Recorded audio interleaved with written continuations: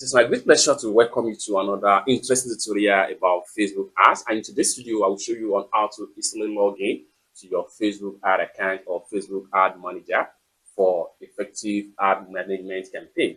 Let me show you how.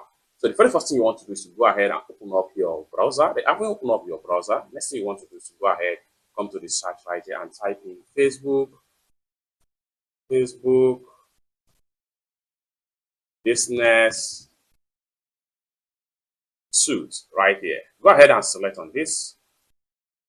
Then in a few seconds, take you right here. Go ahead and click on the first one right here, Meta Business Suite right here. Click on that. So here we go. If you have multiple pages, next thing you want to do is to go ahead and come to the top right here. Click on here.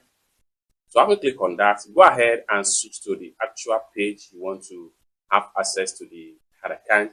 So for instance, if I want to have access to this particular ad account right here, so I can easily select any of the page right here. Okay, so I'm going to select on this particular page right here. Then having select the page, next thing you want to do is to come down below right here. Go ahead and click on all tools. Then here you go. You have Ads Manager, Billing, Audience, Event Manager, and etc. What we want to do right here is to go ahead and click on Ads Manager.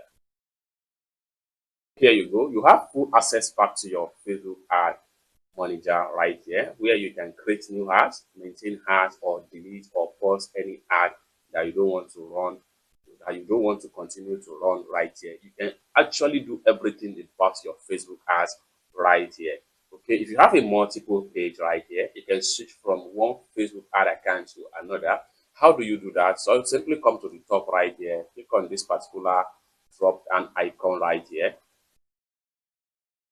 Then once you click on that, you can easily switch over right here. So you have multiple. So this is one ad account right here, and at the same time, I have two ad accounts right here. So I can switch from one ad account ID to another ad account ID.